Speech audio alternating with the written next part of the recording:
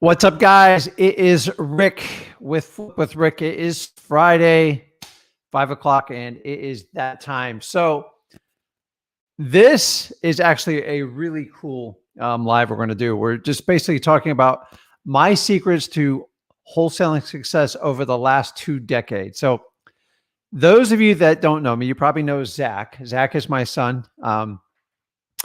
And he's been doing this 4 years, and he jumped in the business, got started. He actually did it on his own, and I gave him guidance. And I've been doing this 19 years. So we have just under 25 years experience with us both together. So we run an entire family team. So it's me, my son, and my wife, and we have several other employees, and that's what makes up our company. And so what I want to do in this video is we're going to do a large Q&A, and I'm just going to run you through the tips and tricks I've used, and they're going to be somewhat general, but they are absolutely imperative to the success I've had. So as people are piling on here, think of your questions. If you have a question, write it down and give me about 15, 20 minutes. I'm going to go through it. And now I didn't go through the exact order of my traits to being successful, but let's just go ahead and we'll kind of run it off. And these things are through 19 years of experience. So I think some of them are going to shock you a little bit. So yes, I am going to be doing a Q&A at the end. So do me a favor. All right. I see you guys putting in there. Awesome. Well, let's get it here. So number one, hard work beats talent. I tell you, doing this almost 20 years, the people that will commit and actually do what they say they're going to do and can actually apply a plan that are significantly less talented, but they work so much harder, they hands down crush the most talented, gifted salesperson I've ever met. So what does that mean? If you have a kick butt salesperson and if they have a poor attitude about what they're doing, the inevitable is going to happen. Their ego is going to take over. They're not going to be able to get it done. As opposed to if you go out and find that gal or girl who just wants to get a wholesale deal, will do anything, actually very nervous and stumbles over their voice, but they have indicated they will do absolutely anything. That person, hands down, will crush the person with talent each and every time. Guys, we all get the exact same amount of time on earth. Some of us have some God-given skills, but for the most part, when it comes to real estate, specifically wholesaling, is you actually have to put the work in. You got to put the attitude in. And if you think you can get by doing this business 3 and 4 hours for the rest of your life, it's probably not going to work out. Or you think you're so talented you can do that. I'm telling you, you're going to be out hustled every time. So number one, hard work beats talent every time.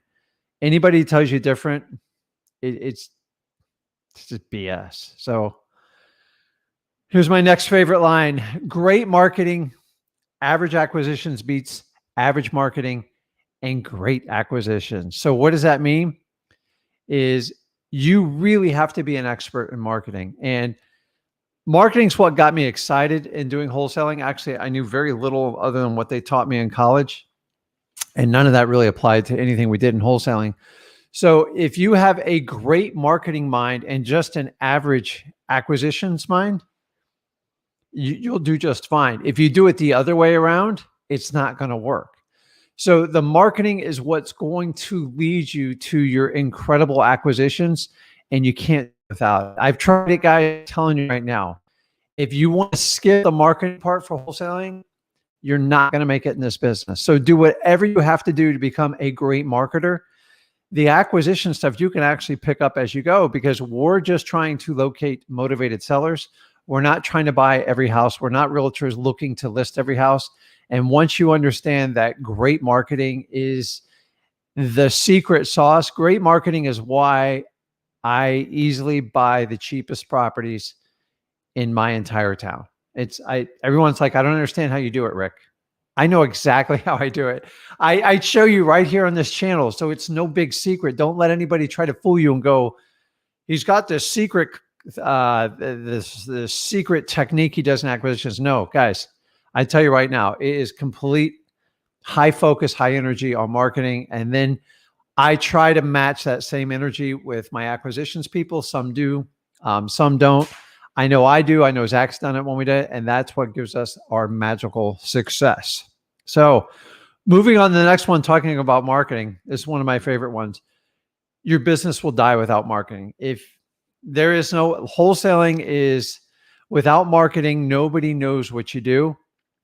And it's no different in this business. You have to constantly be marketing. Everything I do and all my businesses in regards to real estate always lives and breathes around marketing. So without marketing, you won't have the leads. You won't be able to talk to sellers. You won't be able to do your maximum allowable offer. You can't write offers. You can't get funding. I mean, you can, but there's nothing you can do with it. Guys, without marketing, the thing is dead. So, okay, if you can take one lesson and walk away with it, now you've understood the marketing part.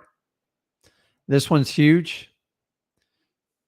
Consistent flow of deals. This is probably the number one thing you're dealing with that's problematic in your company right now, because I'm always dealing with it. So 19 years, I'm always dealing with flow. I sometimes actually have times where we have too much flow. You're like, Rick, that's crazy. Yes.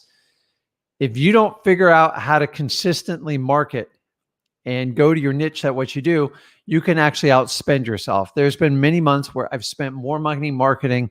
We had too many leads come in. The staff couldn't get them to them fast enough, and we lost deals because we marketed too fast. Now, completely my fault because I didn't set up the win and set up the staff to be able to convert those leads, and you live and you learn. So the one thing that will reign true in this entire business is the word consistency, no matter what you do it. If you're marketing, you got to be consistent. When you're writing offers, even if they're not to the finish line, write that offer so they have something in their hands. When you're following up with cash buyers, you have to send those emails. You have to make those phone calls. You have to consistently go through and do it. Because if you don't, when you have a deal, you want to have a buyer, you have to be consistent. And you know how I feel about marketing. You put consistency in marketing, it will fix probably 90% of your problems. So in the beginning, I used to do a ton of marketing. Then I go out and do a bunch of sales and acquisitions. I would do all the appointments. I'd write a bunch of contracts. I would get them out there. I'd follow up like crazy. And I would get 4, 5, 6 contracts. And then I went through this perpetual loop. Well, guess what I stopped doing in the beginning, especially the first 7 years? I stopped marketing. I stopped looking for cash buyers. I stopped a lot of things, what I did. And what happened is I would have these massive 3-month pay gaps. If you guys will learn consistency, especially in marketing, you can easily fix that issue. Probably one of my biggest mistakes early on, which leads me to our sellers. Guys, you have to put your sellers first. You have to think like a seller. You have to care for the seller just like it's your own mother. If you take that initiative to do it, you're never looking to rip off people. You're looking to create win-win situations, and you never have to look over your shoulder. So I have lots of local grocery stores in my town, and doing this 19 years, I can't tell you how many times I run across somebody and I get the tap on the shoulder, Mr. Rick, Mr. Rick. And I turn around. Now, these are the days when I actually bought the houses myself. I didn't have a sales staff. And I say, hey, listen, it's John. You bought my mom's house on 5th Street.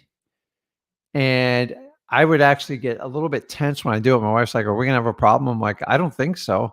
I treat all the sellers like first class. I treat them like they're my mother. And the whole family comes up and gives me a big hug. Like, it's awesome. Like, we still get to drive by mom's house and we get to see it. You gave my parents the ability to move out over a couple months, and everybody in the neighborhood seems to love you. Now, I wound up actually keeping that house for a rental. But what I'm telling you is I don't want to look over my shoulder when I go into the mall, into especially the grocery store, and have someone go, I can't believe you ripped me off on that house. So if you always treat the seller for a win-win situation, they're the absolute best. You just treat them like family. There's no other word. You never have to worry about life. You never have to worry about an investigator looking over your shoulder, the state looking over, the federal government looking over. You don't have to worry about family members coming out, guys. Just treat your sellers just like their family. Just solve their problem and it'll work. If you're in this business for greed, you're going to get killed. So help somebody out, make some money, and then go out, help out like 1,000 more people. That's the best way to do it. So, all right. So set the stage. So I'm not a thespian actor by any stretch of the imagination. Setting the stage took me 7, 8 years plus. And this is talking strictly on the acquisition part. And if you guys haven't gone through like any of the trainings I do, I basically tell you to set the stage. So what you're going to do is set an outline of what your meeting with the seller is going to entail. This serves a couple of purposes. Number one, it puts them at ease. They know what you're going to, like how long it's going to take, what you're going to be doing. And number two, you set an expectation level. You're looking to help them solve a problem no matter which way it goes. And you want an answer at the end of the conversation. The biggest struggle you have with most sellers, particularly motivated sellers, is getting to the final decision. And there's nothing worse when you spend 30, 40 minutes, an hour with someone and they go, I really don't know, Rick. I got to think about it. And they can't put their finger on what they're doing. Setting up the stage gives them the expectation to give you feedback to help them guide their information on their answer. Now, does everybody walk away with an answer from me? Absolutely not. But for the most part, I get a lot more truth. I get a lot more transparency if I set the stage. If you guys don't know how to set the stage, go back and look through the Wholesaling for Real channel. And if not, I will do a separate video on it. And all you are, just so you know, is you're setting an expectation when you meet with them before you like get into the full on negotiation and everything. And it said, listen, by the end of this conversation, either you're going to love me to death and you'll decide to move forward to sell my house, or you'll tell me, no, it's just not a good fit. Either way, we need to make a decision. Do you agree? And they usually agree. Once you have them agree to setting the stage, you can actually coax them in giving them an answer or why they're not giving you the answer. And once we did this, it was a tremendous difference on it. So here's one of my next favorites, guys. Vet your cash buyers. Guys, this is when you have cash buyers, you don't have time to hear all their drama filled, how much money they have. It's just simple. Your first 2 or 3 questions should be vetting. I just need a proof of funds. If they try to BS you on the proof of funds, they're most likely going to be another wholesaler or they're just messing with you. And take it. If you don't know that person and they're already telling you a lie in the first 30 seconds you meet them, you can expect the rest of all your transactions to go that way with that person. So once we decided to vet our cash buyers, we eliminated all the drama. I used to have 2 salespeople. Their job was to go and sort through cash buyers. Now we just have one automated system and we don't let anybody get through. So if you don't want to show me a proof of funds, you obviously don't want to buy a house too bad from me. And I just end the conversation. So if you do this little skill, by the way, 75 to 80% of all buyers are going to lie to you. End of story. I don't have the money. I got to do this. Yeah. And by the way, guys, hard money is not cash. I don't care what anybody tells you. Hard money is a loan. They have to get permission from someone to do it. Oh boy, I got a lot of them here. I keep forgetting it. Okay. You guys have heard me talk about scaling. So I run my operations with a team of 4. I've run it as little as 1. I've ran it as many as 15. I can tell you this. Scaling isn't sexy and it's not as always as profitable as you think it is. Now, in some instances, it does work. Being in wholesaling for 19 plus years, I can tell you how many times I've watched people turn in these big operations, and 98% the exact same thing happens every time. The business runs out of cash. They're not honest with the partners. They start laying off employees. The partners start doing more and more work and the business unwinds. And one day the doors are just closed and people are saying, how the hell did that happen? People are out of jobs. People are hurt. And the bottom line is the partners weren't making enough money or they were losing money. So at the end of the day, if you bring on a partner and you want to like scale a business, you're going to have to at least double, if not triple or quadruple the business. And then once you start getting overhead and the staff and everything, like how much do you really want to work? Like, I don't want to work 60 hours a week to go make an average 6-figure paycheck. That's, guys, you can get that in corporate America. You don't have to worry about that. So I've scaled twice. And I've done exactly what all the other people have done, particularly in South Florida. And scaling, if scaling was so simple, our company, our industry would be covered with multi-billion-dollar corporations running us. And guess what? They're not. They've so many have tried it, and there's just a level where you can't scale it and make your money back. So marketing is usually the most expensive aspect when you scale this part of the business. And so you have to compete with someone like me who spends all my money on marketing, have the best acquisition system set up. I have no overhead. I have no office, and I can connect with any seller or buyer virtually. Good luck trying to measure up with that. And my speed will kill you 9 times out of 10. So, which leads me to my next one. I don't care what you guys say. Offices are not cool for wholesaling. They just aren't. Your sellers don't give a crap if you have an office or not. They're okay with a sexy website. They're okay with like sexy mailers. They're okay with really cool cars if you want to pull up and meet people. But very rarely is a seller ever going to come to your office. So by the way, I've had probably 9 or 10 offices in my 19 years career.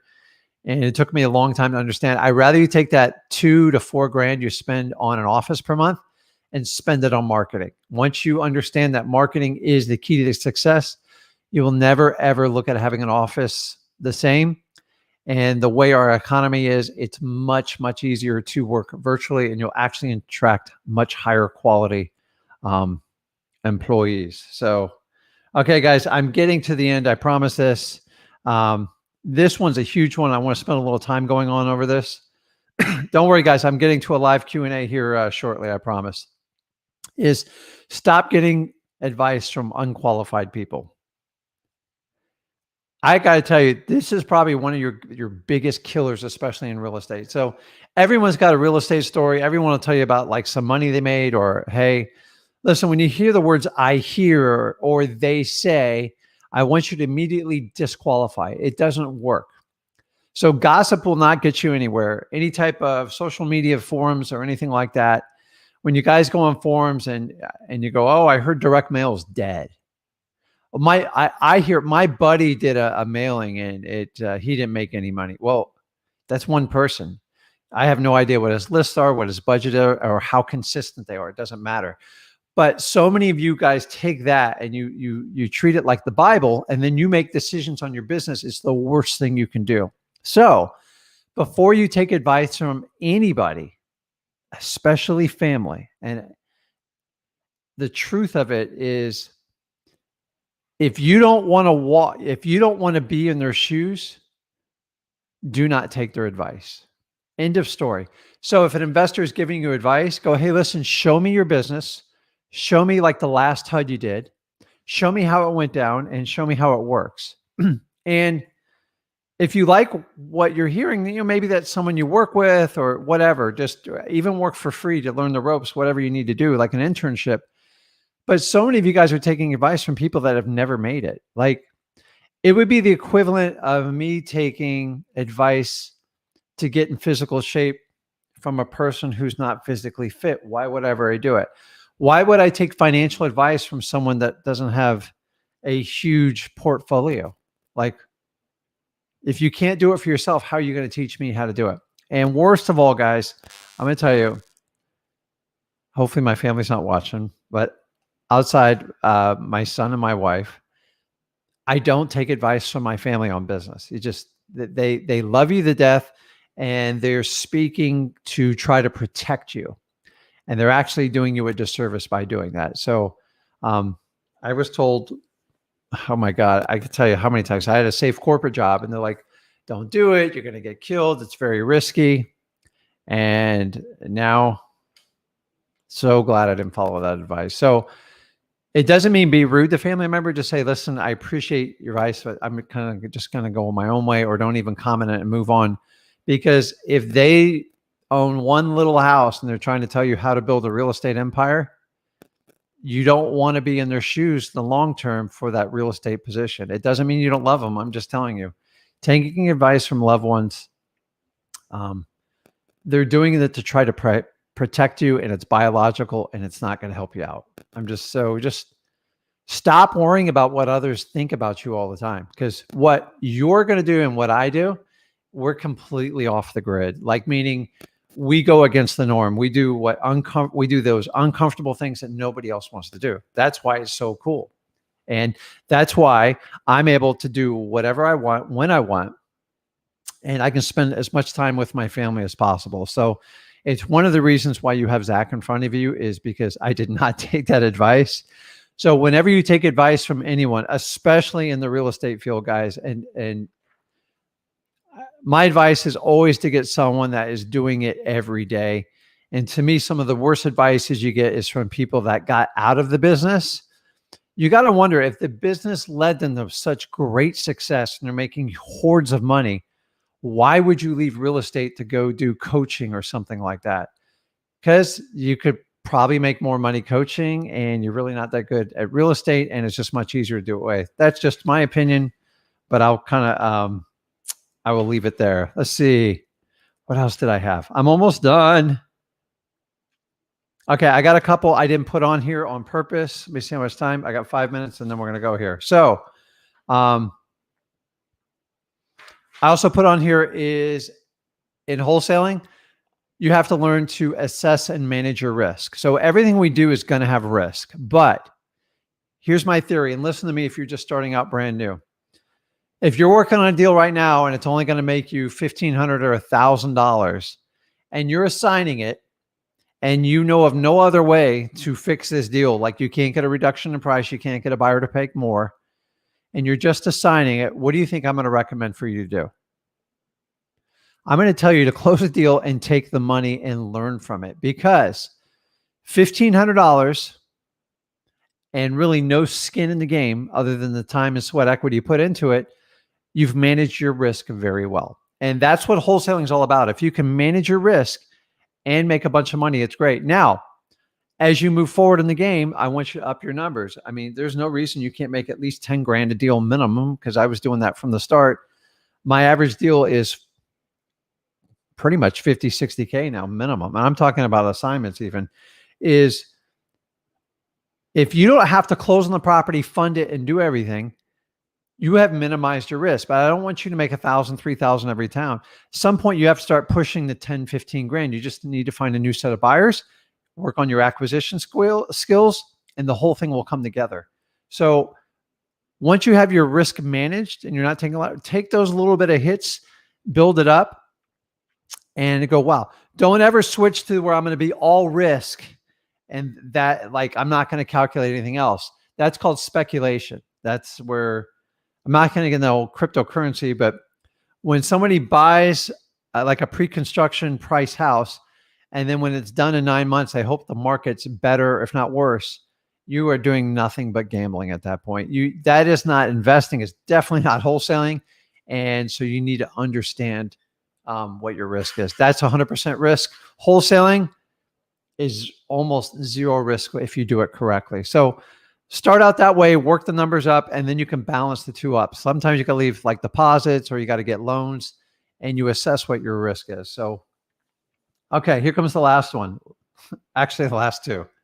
Guys, lose your ego. Like, just get rid of it. So our ego is very self-serving, and it's always to look to make you right. And it will make you feel good in the short term, but I'm telling you, there's so many things where you have to bury your ego. Ego is probably the biggest thing I see getting in the way of deals. So from buyers, sellers, acquisitions people, even owners, is they can't let their ego down. And your ego is your ability to always want to be right at any cost. And we can all sit back and take a seat and learn from people. So I would tell you this, killing your ego it's actually shocking, because you don't even realize you have an ego until someone points it out to you. And then Once you realize it, go, okay, I'm not going to go there. So I always want to win the war. I never, ever, I could care less if I win the battle. And all your ego wants to do is win every battle. So just kind of keep that in mind when you do it. And this all wraps around one thing, guys.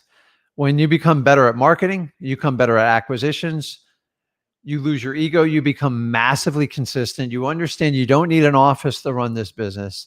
You understand you're going to set the stage and set sellers first. It's going to do the number one thing for you. It's going to build your confidence. That's it. The name of the game at the end of the day, the reason you guys are talking, listening to me is I know how to confidently to deliver you information. And that's why I do it with sellers. That's why I connect with people. My confidence is constantly fed by doing deals and understanding it and making money in the business and helping other people out. Zach was the same way. I'm going to tell you, the first time he did a deal, I didn't think he was going to get the words out of his mouth. And now you guys, you've met Zach now.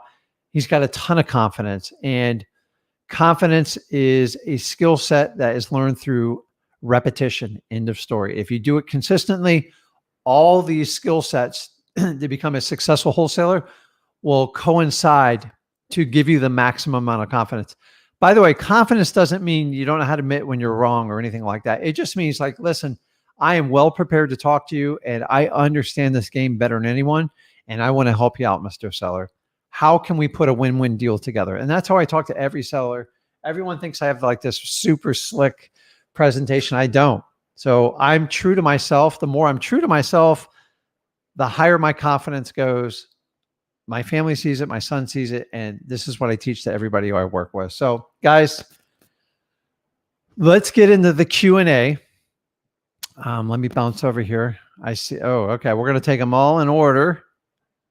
And, oh, wait a minute. Let's get up here.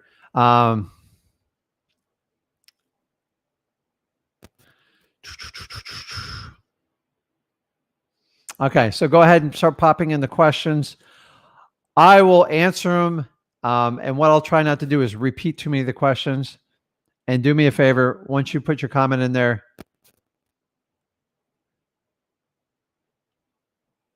hit the subscribe button. So people always ask, hey, Rick, Zach, how can we help you out? The more you can share our lives and understand, let people know we're not gurus. I've been in this business 19 years, Zach's been at 4 years. And our entire goal is to teach you how to wholesale for free without all this convoluted, you got to pay me 10 grand to figure it out. Guys, it's like learning your ABCs. And in return, if you'll subscribe, share our videos, likes, comment, help us blow up on the internet, is we can build the biggest, baddest community out here. And we can do some really amazing things. So people are just in shock. By the way, we don't run any type of advertising. Everything we do is organic and everything is natural. So the more we can like, share, subscribe, I really, really, really appreciate it. So let's jump into the questions. And you guys can feel free. We're talking about what makes a successful wholesaler. I actually have a note on here. I'm going to wait till somebody brings it up and then I'll put it on there. So I left one out on purpose. So let's see here. Rachel, my son and I have started this together. He's 17. Uh-oh, I got competition. We'll branch out next month when he turns 18. He has already began cold calling and has been fantastic at the ABCs. So awesome. So you're probably talking about wholesaling. Rachel, that's great. Just understanding he's young and let him guide. And people ask me, how did you catch lightning in a bottle with Zach? To be honest with you, he worked at a local grocery store and just decided, how can I do like what you do? And so a simple suggestion, if you guys are even talking about a younger family member, it doesn't even have to be a young family member, just get them some real estate books to read, real simple books. The simpler, the better. Rich Dad, Poor Dad, if they're young, kind of understand relationship with money. Any of the creative financing books. If you guys have a question, I'd be happy to post them up there. So that's awesome. Kevin asks, will you do foreclosure list from Zillow and Redfin? I don't work them from theirs. I do them. I do everything from listrei.com. Zillow and Redfin's a little bit more for the FSBO type. But if you have more information, you can please share it with us. Okay, here's a good one. Bonds asks, how do you automate the verification process for your cash buyers list? So in today's age, it's never been simpler than the easier than now. So you can simply set up a one-page lead sheet, and any of your lead providers. There's what is it? There's so many right now. There's lead pages. There's Carrot, ClickFunnels. All those are paid services. They run like 60, 70 bucks a month. I would tell you the easiest thing to do is just go to what's the one we like to use? Zapier has a function that you can build one in there, and I think you get one free application, or you can go to Google Forms and you can create a sheet right there and you get a link for it and you can put that in your ad, and it's just a simple question. And the key to the question is make sure you prioritize your questions. Proof of funds has to be like question number 1 or 2. If they can't provide your proof of funds, do not waste your time, because they're going to talk to you for 20 minutes and tell you how they're going to get money from this property or that property. You don't care. You just need the one buyer for that property. So a simple lead page, I wouldn't pay for it. You can use a lot of free services. Google Forms does a great job with it. If you guys use Podio, you can actually use a form in Podio and customize it. Don't ask me how to do it. But a lot of that stuff will get rid of the tire kickers right away. Or sometimes, even if you go old school and leave a voicemail and say, listen, do me a favor, leave your name, number, and tell me what bank you're at and what your available cash balance level is. Just see if they even answer the questions.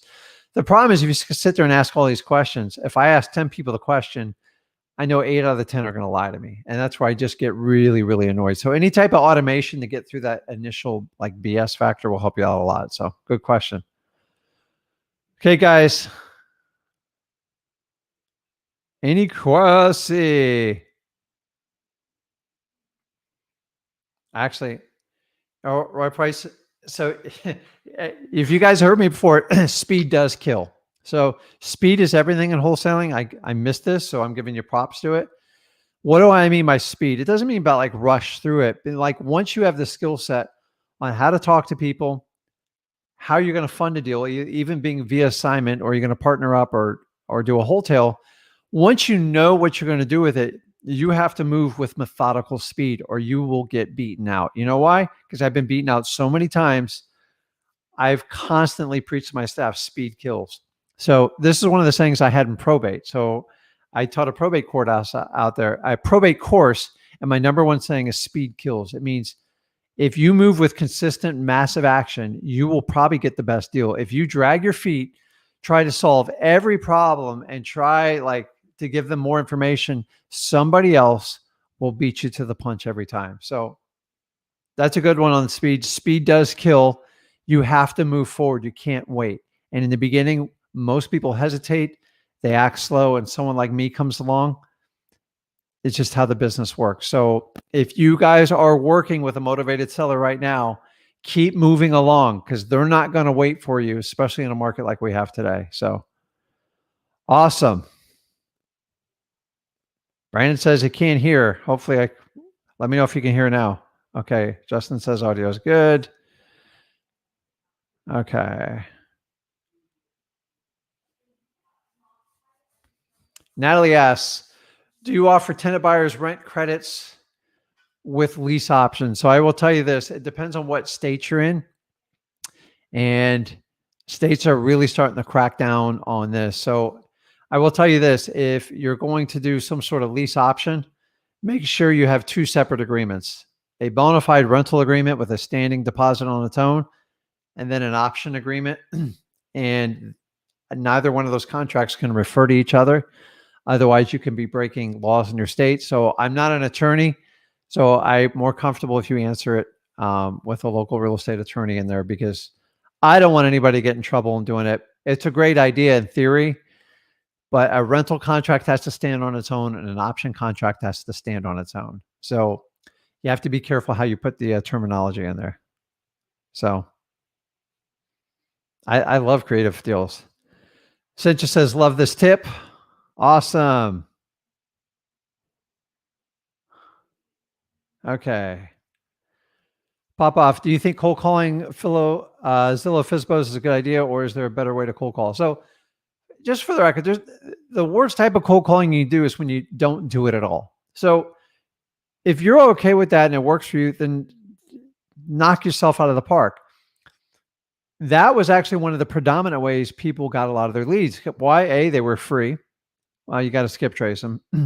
um, but a lot of people didn't do that initially with Zillow because realtors were using it so heavily. So I would give it a shot. I would track your data. So after you make 1,000 calls, 2,000 calls, 5,000 calls, look at your data, because the last thing I want you to do is beat your head against that computer and not get any results. So I don't know if it's the best information. I've heard people having phenomenal results and some people not having any results. A big part of it is your confidence level and like how you want to attack it. Do I think there's better lists out there? Yeah, I like off-market lists, code violations, tax delinquencies, utility shutoffs, eviction lists, stuff like that. And here's the problem. Everyone's chasing lists. So whatever list you chase, just be different and stand out, especially on cold calling, understanding that first 20 seconds, you got to get through that call and you've got to change. You got to flip the script on them. So the biggest objection you get is like, how'd you get my number? And you got to get past that like super quick. Hey, my partner just handed me this list and he thought your house would be a good house we're looking to buy in the neighborhood. Is that house still available?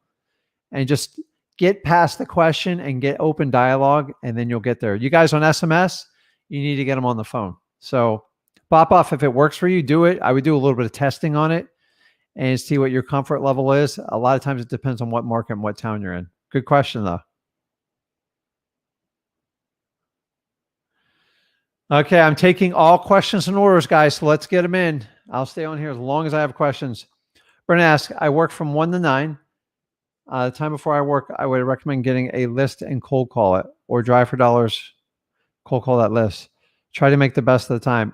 Either one of them works, Brent. So like the worst time you cold call is when you don't do it. So people are like, oh, what's the best time? There is no perfect time. The perfect time is when you can do it. I would do a combination of the both. That way you have a consistent source of leads. You can get a lot of these lists very, very cost effective, especially with listrei.com, because you get 10,000 leads a month with that are included within the price. So that's what I like to do because it's the best bang for dollars. And then if I run out, I can always add driving for dollars.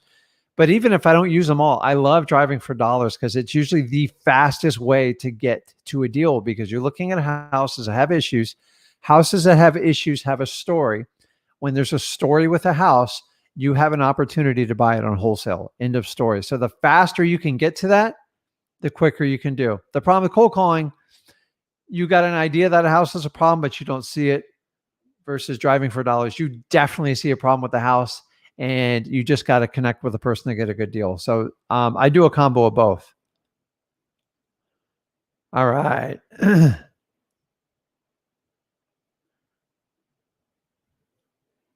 Let's see here. Bible Witness, if time permits, can you do a video specifically about setting the stage, huge game changer, and one about automating buyers list? So I'll make a note of it here and see if I haven't done it before. Guys, don't overcomplicate setting the stage. You go out tomorrow and set the stage. Setting the stage is just telling them, hey, this is what you can expect. This is what I'm going to do for you. And either way, I'm going to help you out at the end, even if I don't buy your house. But I got to get an answer from you. Either you love me to death, you want to move forward, or you don't like what I have to say and you'll give me a hard no and we'll part as friends. To be honest with you, that's my 10, 20 second pitch to setting the stage. But I'll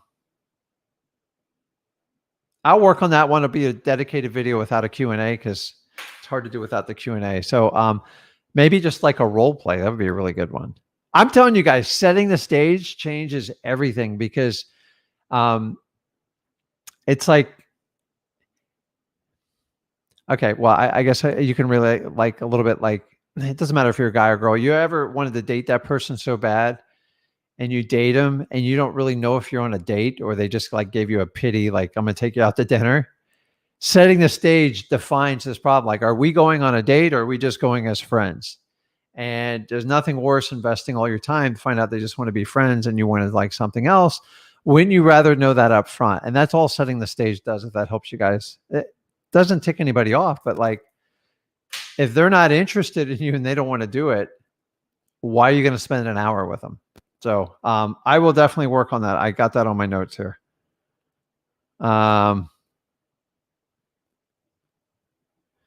Okay, now we're getting good questions. They're all good questions, by the way. Toby says, what are your thoughts on paid masterminds to accelerate growth? I actually have no problem with it. So the problem is in truly defining what, hold on here. Sorry, a little business. What is a mastermind? So masterminds now are the new boot camp. So when I was starting out in 2003, boot camp was the word. You got to go to boot camp. You got to go to real estate boot camp. So now we fast forward to masterminds. And by the way, I've been to way too many masterminds. I've been to every one of them. The problem with masterminds now is there's no all you hear about is the promises that are made, the next level, you're going to meet people. But there's, I don't know, man. I think there's a huge connect on masterminds. I would know, if you're going to do a mastermind, know who's going, who's running it. And I would find at least 3 to 5 referrals from people that have been there 1 year plus that keep going back and over and over and over again. So a lot of people go to a mastermind and they just expect all their real estate, everything to be solved and handed to them. And I'm going to be honest with you, a lot of times I walk out of masterminds with more questions than answers. Does that make sense? It's like, I ask a lot of hard questions and a lot of people don't like it because I don't fit the norm when I go to a mastermind. So when I go to a mastermind, I tell people, if I'm going to pay you the money, and by the way, I've paid as much as 30 grand for a mastermind, is I'm going to ask hard questions. And if I think you're bullshitting me, I'm going to tell you right up front. And like, more than half the time, I either get kicked out or I'm asked not to show up again. Because guys, at the end of the day, a mastermind is about you bring value, they bring value, everyone brings something to the table and we all benefit. Fast forward to a mastermind today, it's a paid networking group. And the reality is most of them is you're paying, how should I put this nicely? A professional network broker.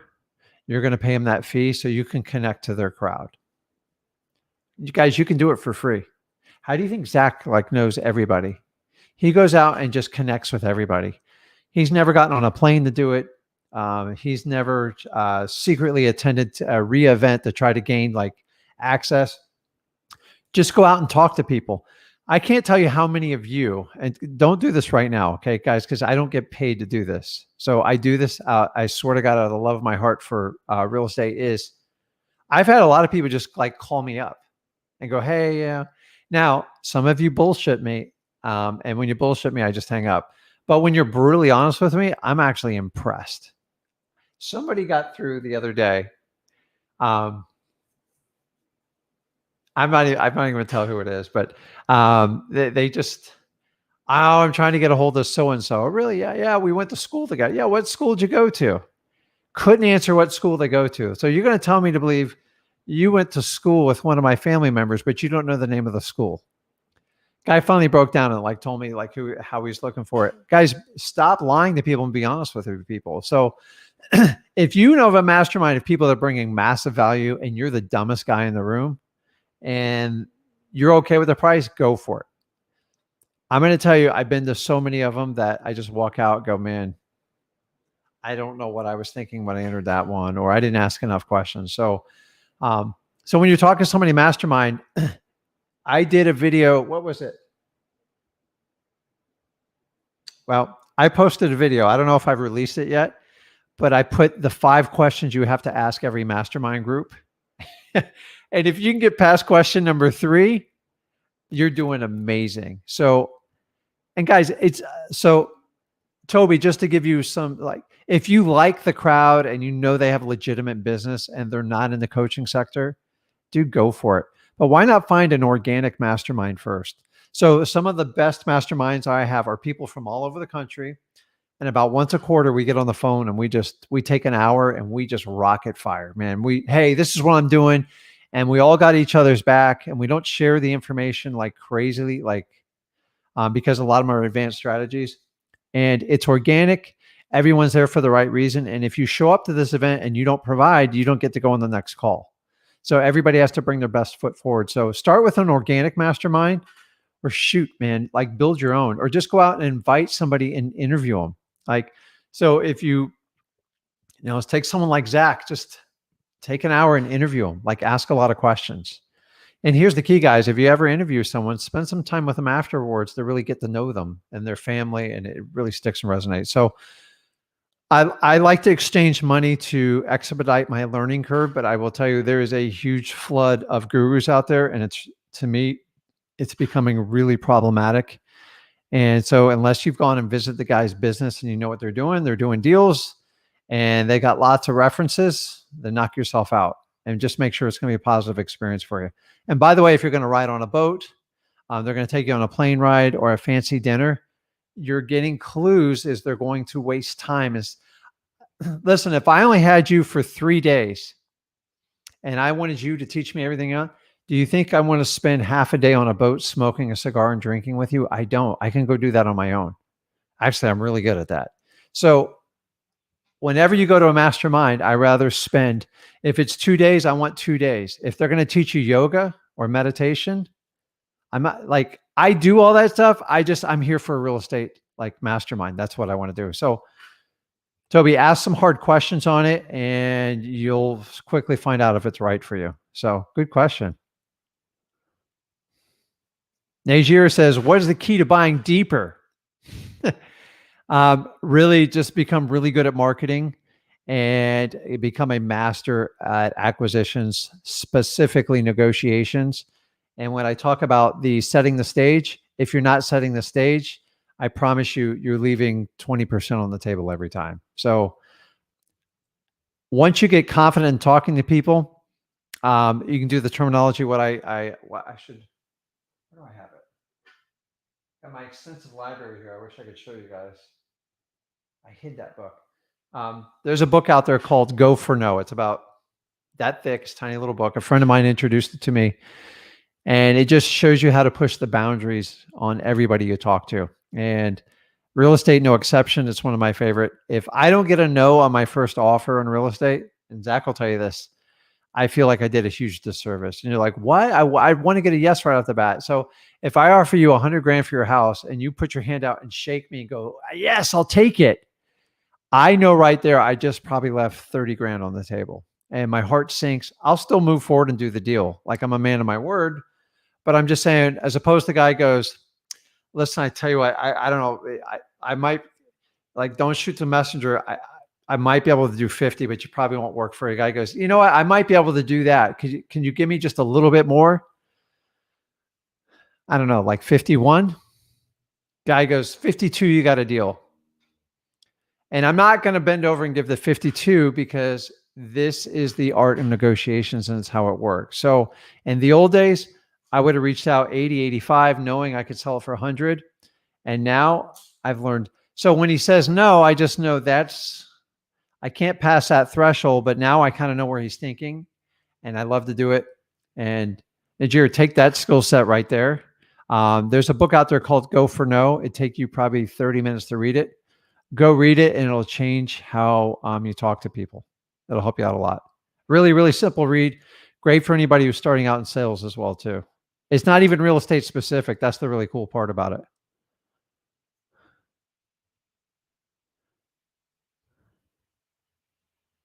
Okay, Lula asks, what marketing strategies would you recommend? So first of all, you have to do something.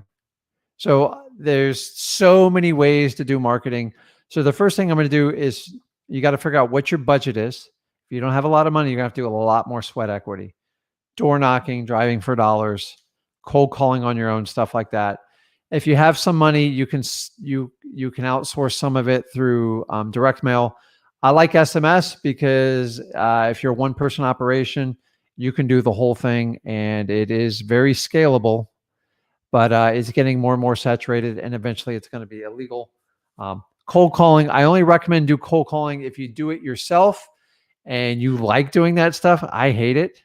Zach's really good at it. And then if you want to teach someone, then you can outsource them. But people who've never done cold calling and they go instantly to outsourcing it, they're usually the ones that get killed the worst because they don't understand how any of the KPI numbers, how much time and money it takes, the types of software, the type of solicitates, and they get killed on it. So I would find what resonates the most with you, Lulu. And if you hate cold calling, don't do it. Like, that's my only thing. I've never done cold calling because I would probably fail at it miserably. But that's why Zach's part of my company. He loves doing that part. He knows how to run the entire staff on it. I have no idea. I just give him the budget and we just kind of run with it. So you got to find something that resonates within you. As I said, SMS is kind of an easy one, but you got to get them from the text over to the phone. And then the other one is just good old referrals, like talking to them. By the way, my first deal came from a referral from a realtor. I went out and met with 200 realtors. I only got like 10 that would meet with me. And one of them gave me like a super hot smoking deal. So just to go to show you, only because I promised to give her the real estate commission after I bought it to resell it. So it was no big deal. Jonathan asks, who signs first at the closing, the seller or the buyer? Technically, it doesn't matter because it doesn't work till both sign. So I usually like to sign last. It's just because I'm a wholesaler. It's what I do. But doesn't matter. They're usually going to sign on that same day, and whichever works for you. So Bible asks, is there a way to get super fresh data on comps, or is PropStream about the best around? I like PropStream. It's reliable. If you guys, you can get a trial membership at listrei.com. It works really well. So if you ask me what I use for PropStream, there was multiple data services we use right now, but I got to tell you, between Zillow, Trulia, Redfin, Realtor.com, PropStream, they're all getting it from the same place. So I wouldn't worry about it. Sometimes if you have access to MLS, you can get maybe a day or two quicker, but it's not really a requirement. So I wouldn't sweat that one. Okay.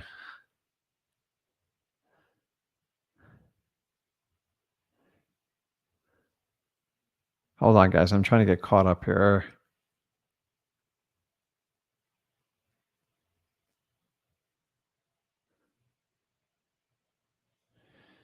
So here's an interesting one. Post on here. Seems many wholesalers are rubbing their hands in anticipation of many foreclosures. What are your thoughts? So Mr. Facebook user, I've been rubbing my hands for a year and a half. There's nothing here. So I predicted wrong, and I admit it. So very rarely will you ever see an investor. You'll never see a guru admit they're wrong. So I fully anticipate after COVID hit that we were just going to take a massive market dive. And as you guys know how the story played out, it's been the complete opposite. There's so many factors that go into it, but I got to be honest with you, if they foreclosed on all these properties, they would mostly be sucked up so fast by the demand is at an all-time high, interest rates are at an all-time low, and inventory is at record low. So this is not, eventually it has to come down, but I'm just telling you, everything's pointing at least for the rest of 2021 to stay status quo. And then even 2022, they're calling for like 5% plus appreciation, which kind of shocks me. But so guys, here's the key is we're doing wholesaling. Wholesaling, it doesn't matter if the market's going up or down. I want you to understand that. You don't care. I just like it going one way or the other. It helps. It does, because people make decisions. So values go up, I want to sell. Values go down, oh, I need to get rid of this thing. So it doesn't matter where you are because you're wholesaling, you're mitigating your risk, and you're getting rid of the property. So If you're banking on this wave of foreclosure, I gave up on that 9 months ago. And remember, real estate doesn't happen like the stock market. It takes 12 to 18 months for data to wash through. And by the time someone starts a foreclosure, like in the state of Florida, it can take up to a year. So what you need to do is just work within real estate, how you're doing it now, and stop worrying about everything that's going to come down the road. The record low interest rates is really what's driving a screw into this. Plus inflation is driving up the cost of everything. So the cost of a new construction house is so high, it doesn't even make sense to buy one versus an existing price until the existing home prices exceed the cost of a new house. So, and you can see the builders have not really doubled down on production because they're all kind of hedging their bets because they don't even know how much it costs to build a house anymore. So I wouldn't even worry about it anymore. Stanley asks, how do you run your numbers to see how much the house is worth?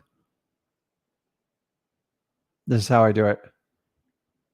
So just use the trial version of listrei.com and don't overthink it, guys, because I tell you, I've done it 100 ways. 9 times out of 10, it is spot on. So you make adjustments on your local market, and that will guide you the right way every time. So, Millionaire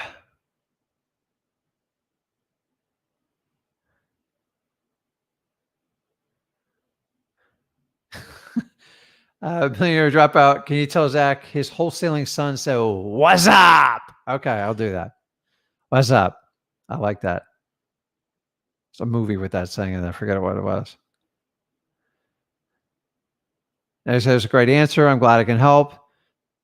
Okay, we're kind of going lightning round here, guys. I'll answer as many questions are on here, so I'll go lightning round. So start typing them in there.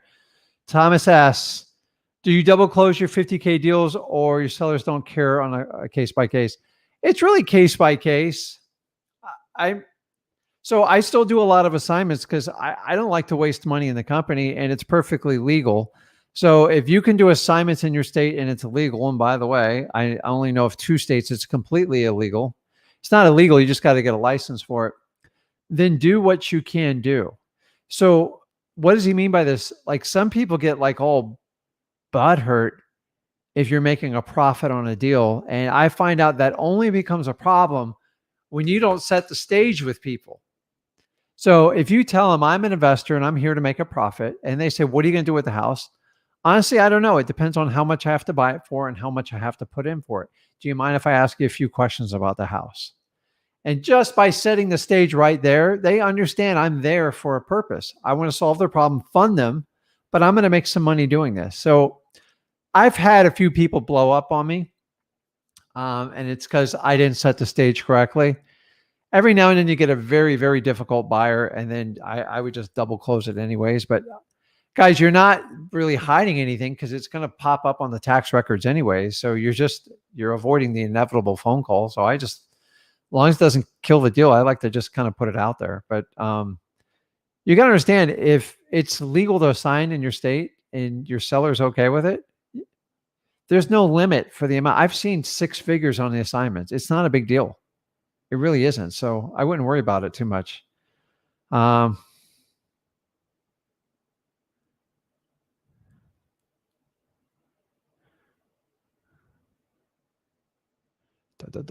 Let me see. I got some of the same questions here.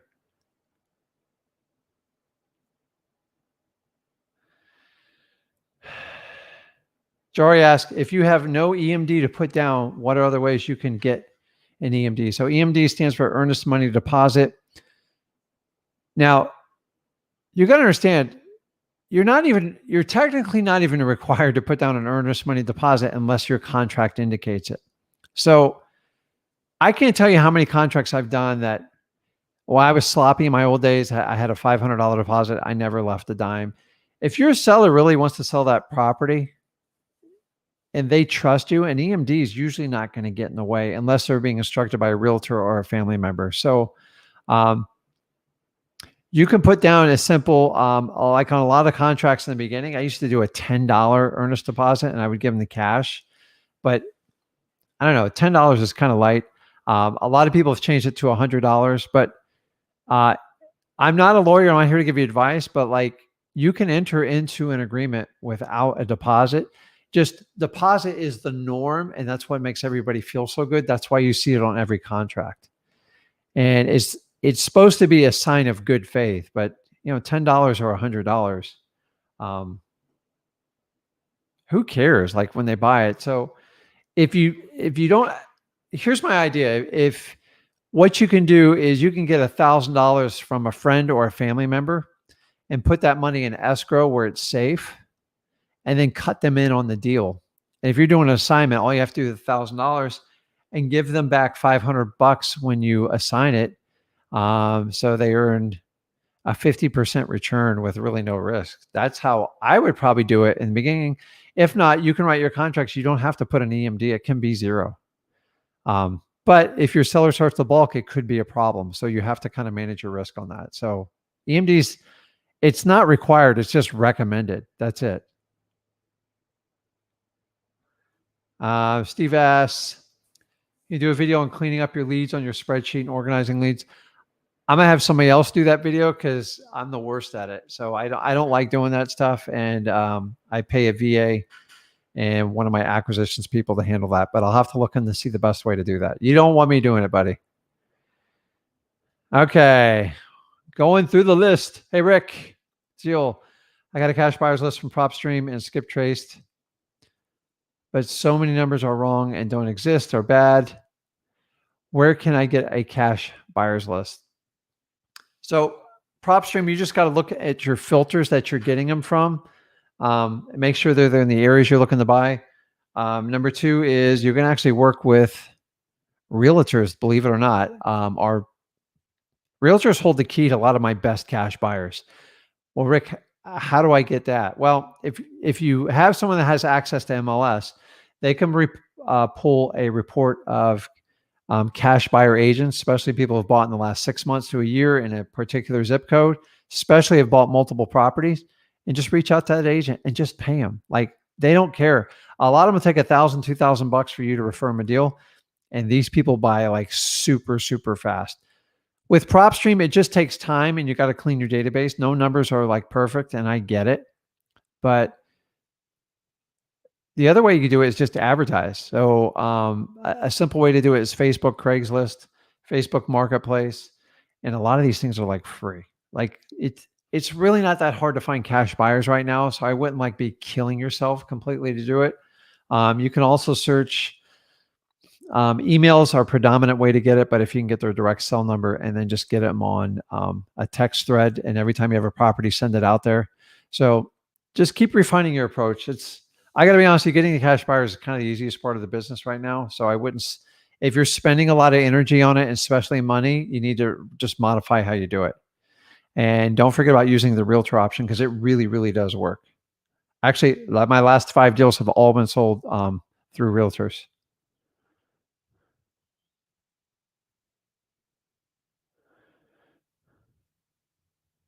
Okay, let's see here.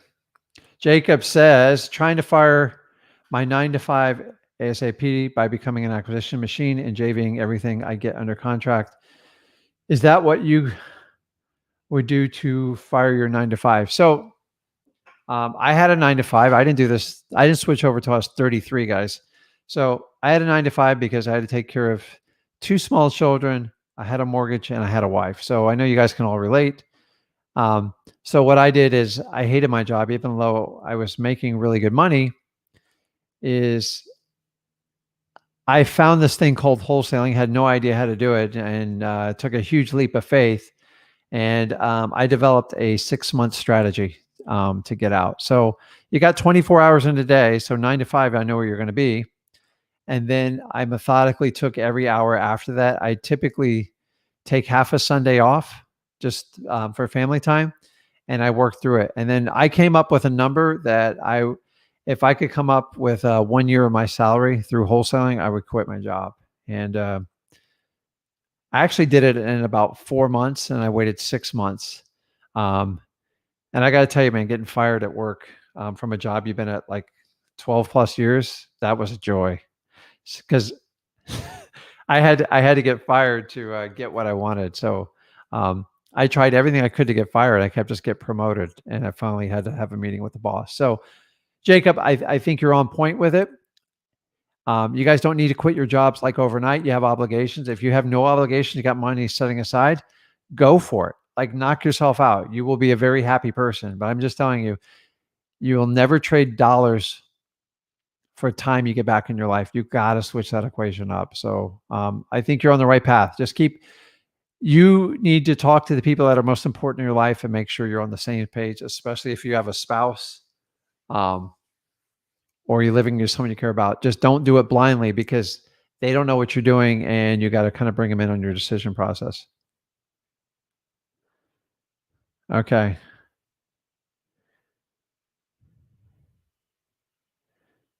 Oh, wait a minute. I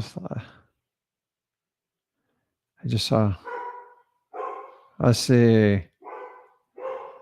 Man, I lost.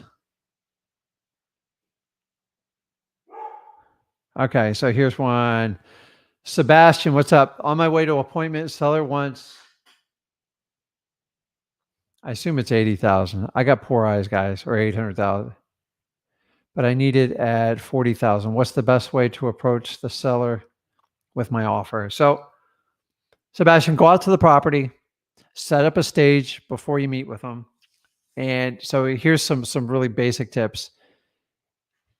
You should have a good idea what's going on with the house by now from your initial conversations with them on the phone. And then when you go out to the property and when you first pull in, I always go early, drive around the block, look around, and you can quickly see if it matches up. They say, is the grass up high? Is the house look like it need painted? Usually the inside is going to be indicative of the outside or vice versa.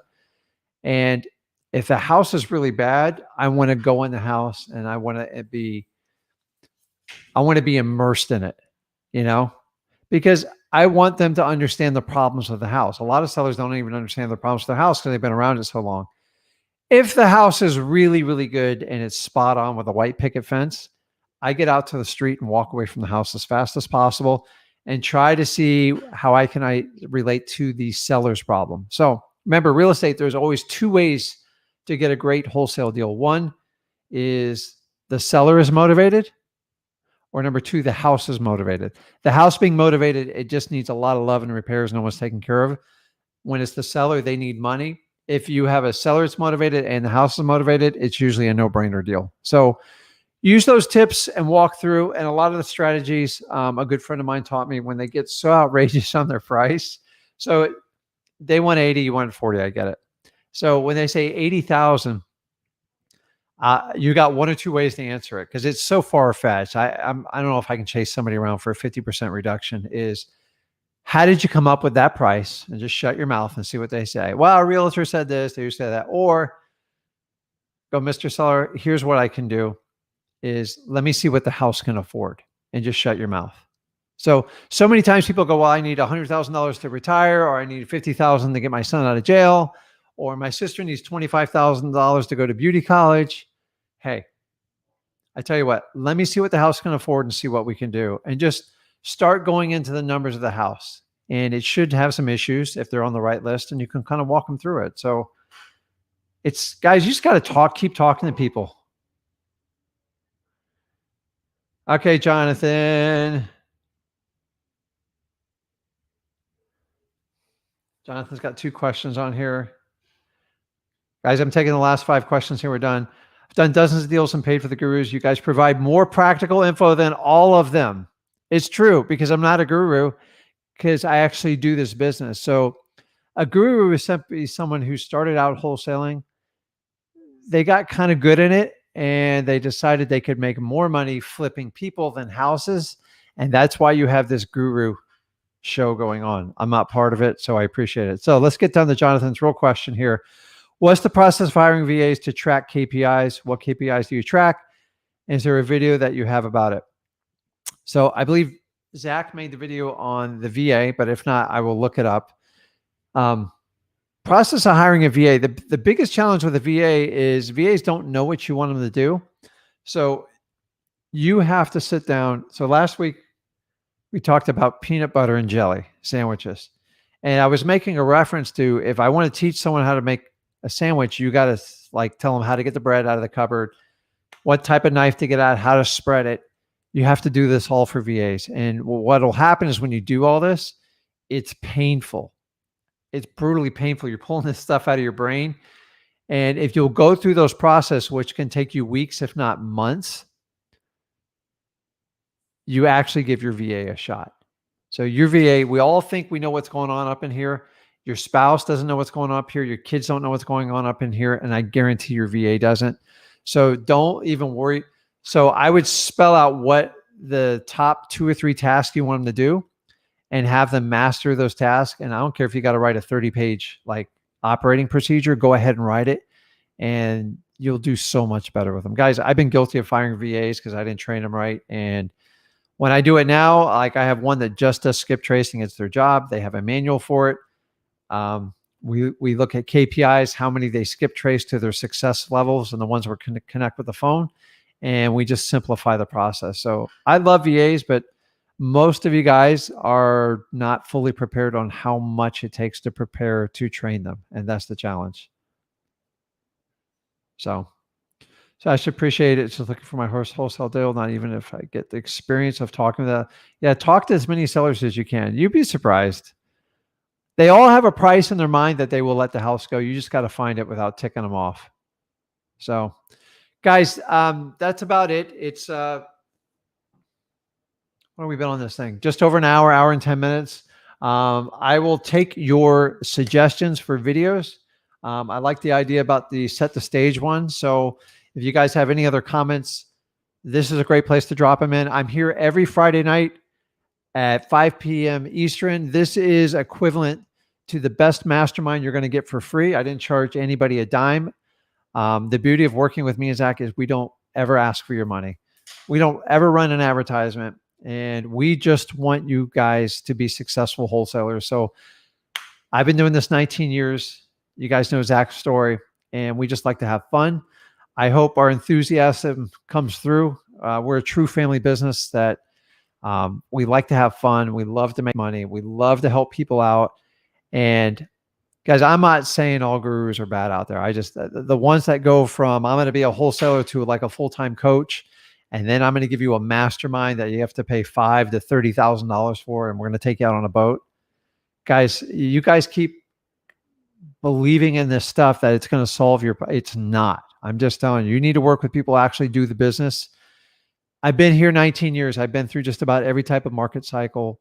The stuff I taught you in the beginning, if you're just tuning in now, tune in the first 20 minutes and I give you the keys to success of a wholesaler of 2 decade span.